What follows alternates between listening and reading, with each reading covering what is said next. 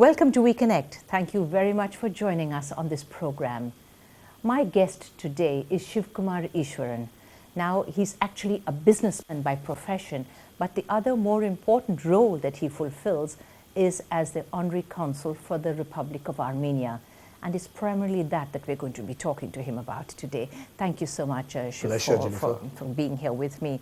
Of course, I know that I should be addressing you in a very different way, but if you don't mind, I'm going to call you Shiv. Yes, that's fine.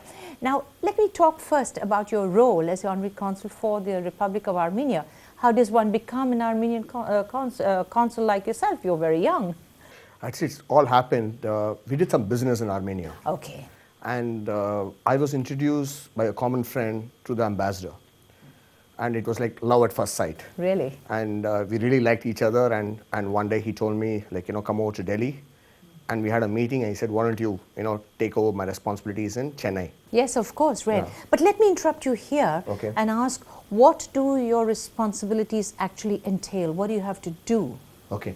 Now what happens is, it's a full diplomatic relationship which I have to take care between India and Armenia. Mm-hmm. First and foremost is we'll have to ensure that there is people-to-people contact. Yes. Second is trade. And third is visas and also to take care of Armenian citizens in India. These are my basic roles. Right. And we have a full-fledged consulate in Chennai which takes with a lot of people to take care of these roles. Right. That's interesting you say that, because from my limited knowledge and experience of Armenia and Armenians, I thought that there were just very, very few, 2 or 3 Armenians, and then we have Armenian Street and the Armenian Church here in our city. Yeah. So are there more Armenians here? No, it's like this. 300 years ago, there were a lot of Armenians in Chennai. Traders mostly. Yeah, and a lot of Armenians in Calcutta. Yes, that's right. But what has happened is after our independence, there was a lot of good relationship. Armenians were typically traders, money lenders who used to come to this part of the country and ensure that business flourishes. They were actually money lenders to the British, technically. Yeah. But then after the independence, somewhere down the line, we have lost that contact. In Chennai, we must be having hardly a few Armenians. But then in Calcutta, there's a whole branch of, let's say, around 100 odd Armenians. There's an Armenian school there, isn't there? Armenian school there. Yes. And there's an Armenian church there. And what happens in Calcutta is a good community. People have married into Indians, and they're really having a good time here. Flourishing, really. But in Chennai, the whole idea was Chennai has a better role to play because traditionally their constitution was written here. Their first journal, an Armenian journal, was written in Chennai, and of course our Armenian Street. But then sometime down the line, people have lost contact. Armenians have left Chennai. And we also do not have any data till we came in on the real Armenians settled down in Chennai, or we didn't have any data on are they still there or have they left. Right. Shiv, correct me if I'm wrong, did not Armenia start its printing press here? Yes, it did. Its first journal. Oh, that's what you meant by journal. Okay. Was inaugurated in Chennai, the very city. And they are really, and also their constitution. Right. Which was, which is right now, must have been, changed a few times. But then the constitution was written in the city of Chennai. That's amazing. So this was a very focal point for Armenia once upon a long, long time ago. Yes. Now, when you talk about visas, my next question is, how many of us Indians are actually going on visits to Armenia? Okay, there are 2 types of people who go to Armenia. One is, let's say, a tourist. A second would be student. Okay, the third, which we really like to promote, would be business people to go there. There are tourists which are going into Armenia, but then our role is to ensure that there is a lot more. Armenia, if you have not seen it, I haven't. Is like Switzerland or Austria. It's a beautiful country. It's it's mountains, it's snow-clad peaks, and it's beautiful. European infrastructure, and you just love it. Going to Armenia, people are also very friendly. If you go in, when I landed into Armenia, I was not even a diplomat. I landed to the airport. The immigration lady at the immigration told me, "Vanakkam." And at 3 o'clock at midnight, I thought, That's amazing, isn't it? And I thought she was talking to me something in Armenian, and I just referred my visas there in the passport. She said, "Vanakkam" again. Then I realized, oh my God, she's trying to make me feel good. That's how it is. The people in Armenia are very friendly. They love Indians. I've heard that said. And when you go I've heard into that. Armenia, it's beautiful. Actually, you would possibly pay, a percentage of what you pay in Europe, but then you get the best of the world there. Right. Shiv, is it true that Armenia, the main city, Is Yerevan. okay, fine. Apparently, it's something like Paris. Is this? It's beautiful. Is this Okay, a fact? okay. I would actually, give Yerevan, equivalent to Switzerland. Really? Or let's say, even Austria. It's a beautiful city. So, having said all of this, Yeah. tell me then, why are not many more people going there as tourists? Okay, now what is happening is we need to hype anything in life. We'll have to market it. True. And that's why I am here today, to market Armenia. Right. We really hope that, in the next couple of years, we will have a lot more people going into Armenia. Right. Have you any idea of figures of Indian tourists who go to Armenia? Is there any sort of ballpark figure? Actually, even? there must be around 1,000, 1,500 odd going possibly every month. But then what you need to understand is the figure is not so good. We had a direct flight from Delhi to Yerevan, which was actually discontinued a couple of years before. Right. Because of the same reason. Now we are trying to get Revive it? Yeah, revive it. We have the official permission from Government of India, and we are trying to talk to the local carriers to see that we are able to get this ongoing. Right. I also understand that there are many young people who go to Armenia to actually study, and I do know personally quite a few young doctors who've gone there. So what about that? Is that a focal area? Actually, what happens is every summer there are more than 1,000 Armenians, 1,000 Indians going into Armenia, especially from south of India. Right. Last year we had around 1,000 students from Chennai, from rest of south, going to Armenia. 400 of them went to medical, and 600 odd went to engineering. The amazing part of Armenia is it has a beautiful infrastructure, beautiful education. Their degrees are actually recognized in the US, in Europe, and even back in India. So people go there for that wonderful education. And even doctors, and I was talking to a couple of doctors at the Madras, our GH, Yes. and they were surprised to see few of them were from Armenia. Right. Like last month, there was a lady which we had to send repatriate her back to Armenia, and we had interacted with a couple of doctors there, and we were surprised there were a lot of Indian students who studied there and doing medicine, doing practice back in Chennai. Right, but I understand that they also have to sort of do a requalifying exam in India before they actually go into clinical practice here. Is that Okay, correct? yes, that's true. But then what you need to understand is a degree in India is normally not recognized in, let's say, the United States or Europe.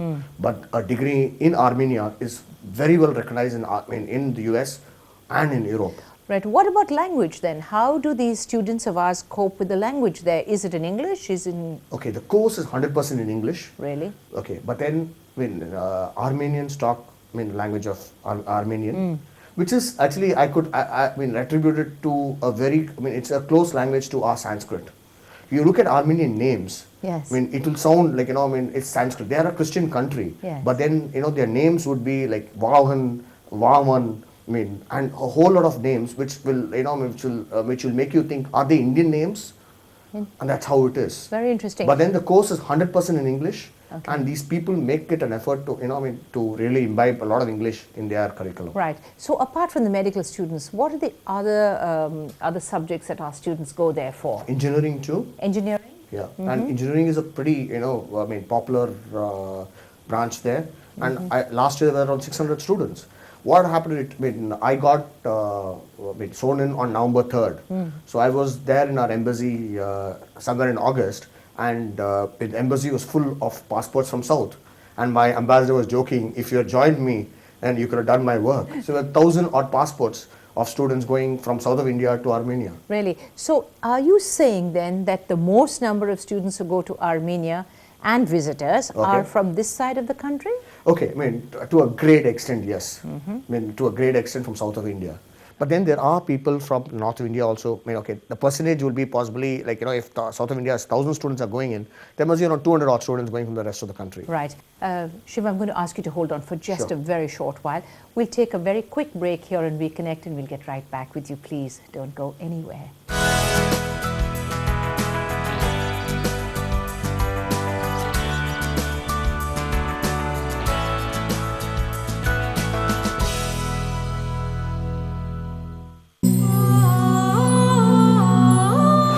எதிர்பாராத நிகழ்வுகள்,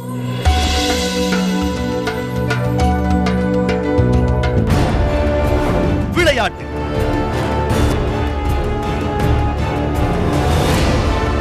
உலகத்தின் life style, பிரமிப்பூட்டும் தொழில்நுட்பங்கள், திரை உலக அனுபவம். உங்கள் வரவேற்பறையில் உலகம் நித்தம் 360 உலகை சுற்றி திங்கள் முதல் சனி வரை தினமும் மாலை 5:30 மணிக்கு உங்கள் NDTV இந்துவில் மட்டும்.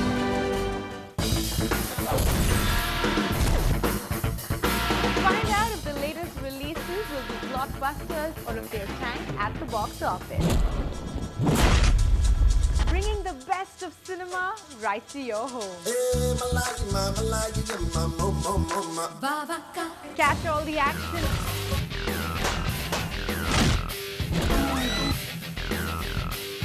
Only on the Big Pic with me, Paloma. The Big Pick is brought to you in association with VGP Universal Kingdom, your family amusement park.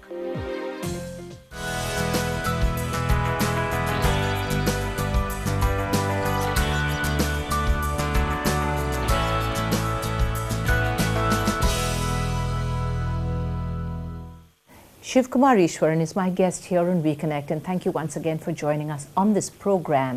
He's Honorary Consul for the Republic of Armenia, and it's that he's here to talk to us about primarily today. Now, we were talking about, students, and when you say that your role really is to increase the numbers of people who are going to Armenia, how exactly do you propose to do this? Okay, now what happens is we have something called the Indo-Armenian Trade Center, which is open in our consulate. The basic reason it's open is because people-to-people contact need to happen. Because when I went to Armenia, it's a very, very interesting country. Right. And I get a lot of Armenians calling us up or talking to us or sending us mails on what they can do in India or they can source out from India. So our primary role would be to ensure that people of Armenia and India contact each other. So are you in fact saying that there is great potential for trade between these two countries? Definitely. How much trade is happening now? Okay, I mean, the trade which is happening right now is actually very, very minuscule. Okay. Armenia as such is a very, very small country. Okay, I mean, like we in India believe in greater Hindustan or India, they believe in greater Armenia. Unfortunately, their country has been downsized and they went through a lot of, bad times. Turmoil, yes. Yeah, and they also had a genocide. I mean, which is actually we are going to not celebrate. We're going to, remember that. Remember that 24th of this month is the Remembrance Day for the genocide. So what happens is people in Armenia are now started coming out, but they have a whole lot of expat population, like living in the United States, living in US, living in Africa, and all over the world. The people living in Armenia, have not got in touch with the rest of the world because they were part of the Soviet Union 20 years ago. It was closed, really, very close. Now, they're really coming out. A lot more industries are coming into Armenia. Really? Armenia is actually known today for its tourist destination. So they have a lot of tourist-related industry there. Liquor, a lot of packed foods. They're also very good at, agriculture and agricultural products. Right. So they do a lot of sourcing from the rest of the world. And today we are asking them, come to India. No, we look like you people, and also we are friendly. You're friendly to us. So it's the best destination you could really choose the rest of the world. Right. So 24th of April is what you're talking about as Remembrance Day, right? So that's just gone by. Yeah. In terms of the other way around now, tell me, from Indian business point of view, is the Indian businessman showing some interest in Armenia in going in there? There should be a huge potential. There is, a huge potential. You should understand one thing. Let's take the various industries. Tourism, Armenia will rock. There'll be a huge amount of, let's say, any person going to Armenia would be awed by that place. And plus, what happens in Armenia is the cost is not as expensive as Europe. I don't call it cheap, but then it's not as expensive as Europe. So you will get value for your money. That's one. Right. Second, you will also get a whole lot of industries which goes around the tourism industry, which people could invest. Hotels, restaurants, nightclubs, and a whole lot of others. They would want a lot of Indian participation. Right. So we are working on that. Plus, they also would want a whole lot of other things which, I mean, we are very good at. Food products, our industry, and a whole lot of stuff. So Armenia would be a preferred destination for Indian businessmen, possibly in the next couple of days. Right. Now, you talked about sort of reduced cost levels, Yeah. In terms of actually visiting. Does the same apply to students? Is it cheaper for a student to study in Armenia as opposed to the United States or the UK or other parts of Europe? Definitely. What you need to Really? understand is, okay, let's take medicine. Yes, please. Typically, the cost of medicine in India is so expensive. It is. Armenia, you don't spend even, let's say, 20% of that cost. But you get a worldwide degree, you get a worldwide education, and which is also recognized in Europe or in the US. Beautiful infrastructure. Their hostel facilities is amazing. Actually, when I went to a couple of hostels of theirs during my visit, I was just tempted to stay there. It's so good. You get all this at a very, very inexpensive price. Right. How easy is it for an Indian student to gain entry into an Armenian university or a medical college? Okay. It's very, very simple. Now, what happens is we have trained people who would actually counsel them and tell them that, this is what you get in Armenia. Once we get their CVs and their mark sheets, it's referred back into Armenia to these institutions. The Yerevan University is one of the biggest universities there, which actually is very, very good as far as medicine is concerned. They tend to approve Indian students in a very, very fast way, and then you're on. And then you apply for a visa, and we'll be really happy to give you one, and then you're on. Right. Talking about visas, I need to ask about tourist visa. How easy, how difficult is it to get one? Actually, I can't tell you it's difficult, but then also I can't even tell you it is easy. It's simple. The procedures are very simple. How long does it take to get that? You will get a visa in 3 days' time if you have the required credentials. Right. Actually, it's very, very simple. Like, if you have, visas of other countries in your passport and you have been traveling, yes, it's simple. You'll possibly get a visa, in a few hours' time. Right. When you talk about the connect between Armenia and India, Yeah. I want to go back to what I asked earlier. Okay. Do you find that there is more of a connection between Armenia and the south of our country, or would you say that it's kind of equally divided around the whole of India? Actually, it's equally divided the whole of India. Now, what really happens is Armenians call themselves as Aryans. Okay, and technically, parts of India, we also call ourselves as Aryans. Yeah. So they are all of us are supposed to come from the same race. So they actually connect a lot to us. But then 300, 400 years back, they were in Chennai, they were in Calcutta, they were in Mumbai. Yes. And the whole of them, they have also mingled with, if you look at a typical Armenian family in Calcutta, yeah, they would look like any Indian. And they speak the language, yes, and everything else. That's and right. You'll be very surprised, oh, you're Armenian. I was introduced to a couple of people there, and they said, yes, my mother is from Armenian descent, my great-grandfather is from Armenian descent. And I was surprised, they look like any of us. And they, also most of them have their own Indian surnames. Yes. And they're Indians. I know a young man, actually, Armenian, who was looking for an Armenian wife. Okay. And he went all the way to Calcutta to Yeah. find an Armenian girl to marry. Yes. Now, Shiv, of course, so you're spending a lot of your time doing this work. Do you actually meet people who come in for visas, or do you have you did say you have a consulate there. Okay, now what happens is we have certain protocol that we need to follow. Yes. Okay, as far as people coming in for visas, I seldom don't meet them. Right, sure. We need to, keep the visas in a different level, because I'll have to be in touch with my embassy on a regular basis. Correct, as far as right. the visas are concerned. Right, okay. But as far as trade and commerce, you're very involved. Yeah, very, very involved. Indeed. After a very short break, Shiv, I am going to ask you about the other side to your personality, and there are at least another 2 sides that we need to talk about. Okay. Well, that's all we have time for in this segment. We connect, and we'll get right back with you, so please don't go anywhere.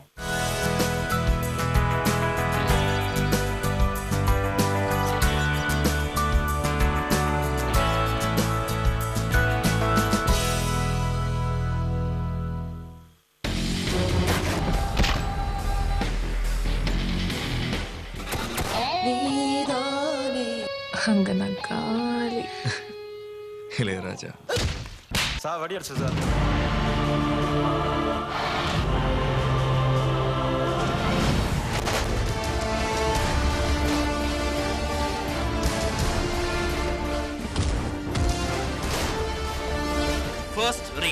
வந்ததும் வருவதும் திங்கள் முதல் சனி வரை தினமும் மாலை 5 மணிக்கு.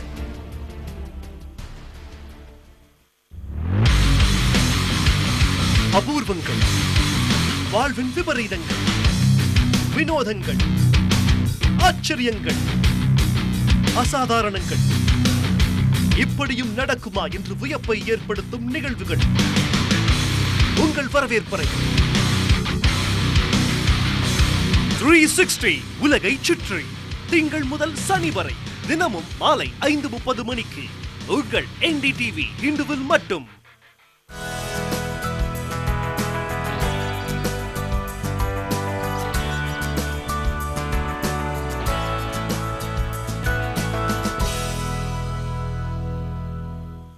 In this last segment of We Connect, we're going to talk to Shivkumar Eashwaran about another side of his personality, and that is being a very successful businessman. Shiv, where do you find the time for all of this? I mean, business, and I know you're quite involved with other activities as well. Actually, Jennifer, it's more like passion. Which is your passion now? No, passion is Armenia. And, Armenia? Okay. Yeah, definitely Armenia. But then what happens is, right from, like say, school and college, I've always been involved in various organizations.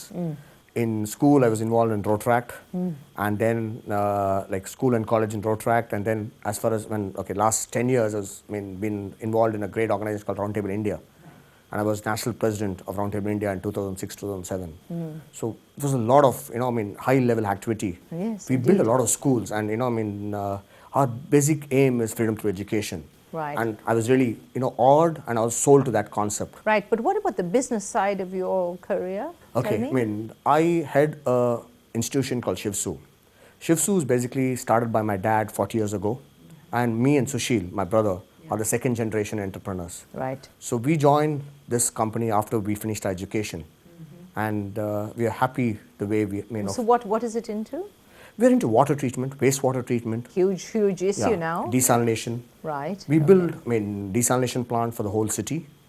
We also, are known for bottled water projects in the world. We also are known for something called a microbrewery.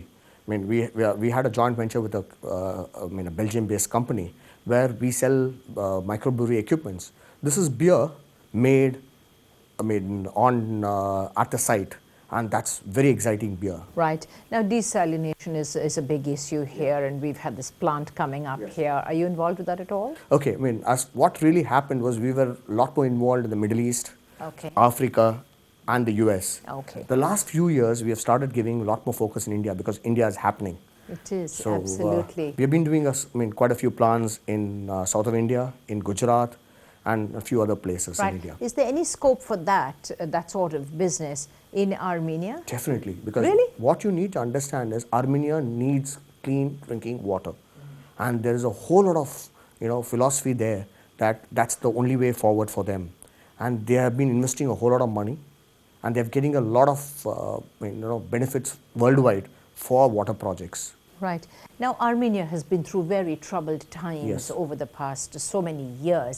I need to ask you about the political situation in that country. Is it stable? Is it absolutely safe to go there? Because I think this is one of the questions that will arise in anyone's mind, particularly people who are watching us today. Armenia is 100% safe. You can walk in midnight without any need. You don't need any help. I went there. I partied whole night, and it's a beautiful country. It has a nice democracy, president and a prime minister. They're elected, and they're very safe. There's no volatility whatsoever.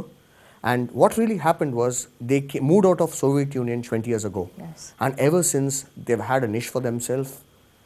It's a beautiful country as far as people are concerned. It's also a country which is safe. There's no mafia. What I understand is in the rest of the old USSR, there's a lot of mafia which controls business. But then Armenia is safe from all of that. People can do business very, very nicely without any problem. Right. Now, Shiv, from what I understand, that Armenians are extremely astute business people. So my next logical question is, are you tempting Armenian businessmen to come and live in India and actually operate here? Definitely. We have been having mails, we have been having phone calls, and also we are having a lot of people coming into India from Armenia wanting to know what they could do in India. Really? And it's a very nice cooperation. Like our embassy in Delhi is working towards this, and we are cooperating with them to ensure that we have pan-India people from Armenia coming in and visiting the whole country and investing here, also having their businesses here, seeding products from here, buying products from here, and taking it back into Armenia. Right. How many Armenians are there in Chennai? From my knowledge, I believe there are only about 2 or 3. Possibly, maximum a dozen. Maximum. Where did they go to? Actually, they must have either got lost Or gone to Calcutta. Or possibly what would have happened is they would have got married with the Indian community and they must have just lost their roots. Oh, that's a pity, really. We are trying our best. What is happening is, we have our official website and we are trying to ensure that these Armenians enroll into the consulate. We are telling them consulate is there to help them, and we are trying to enroll them so that we also have the data on how many people are still here. Right. You have a very, very active role as the Hon Consul for the Republic of Armenia. Going forward, Shiv, how do you see this happening? Do you see numbers increasing? Do you see the fruits of the effort that you're actually putting in right now? Do you see it really going forward? If you look at it, the Armenian-Indian relationship worldwide is very good. Armenia is one of the very, very strong supporters of India. So since the government of India and the government of Armenia are very friendly, I think this relationship is going to go into the next level. What they really require is someone which will position the relationship, someone who could possibly hype it or possibly will publicize it. And that's our role. And hopefully we'll get a lot of Armenians into India and a lot of Indians into Armenia the next couple of years. Right. Why don't we see more of Armenia in the press? Unfortunately, that's the reason why I'm telling you, we have not published our activities for a very long time. But why? Jennifer, it happens. It really happens. And today, this is one of the biggest roles of our consulate to ensure that we publicize this relationship. This marriage which has happened 300 years ago. Right. Absolutely. And I'm sure this is going to be there to stay. And not today, till the end of our lives. And I'm sure, with the help of our embassy in Delhi and what we are doing, the consulate in Chennai, we will definitely ensure that this relationship is taken to the next level. Right. How many consulates does Armenia have in this country? We have one in Mumbai. Oh, you do have one there? One in Mumbai and I'm here in Chennai. Right. Overall, do you have any idea totally how many Armenians there might be living in India? Possibly 100, 150 odd. Complete, total? Yes. Around the country? Yes. That's wow. all. That's a very small number, but I can see that with what you're doing, Shiv, that it's going places and run out of time. But it's been a real pleasure to have you on our program, and I do appreciate you coming in today. Sure. Thank you very much indeed. Well, it's been our pleasure to have you join us on this program. And don't forget to keep watching us every single weekend, because remember that this is a show on which you're definitely going to meet people who are really interesting, people who have always a story to tell us. And you know what? I'd love to hear from you. Do write feedback@ndtv-hindu.com. And until the next time, you take care. Bye for now.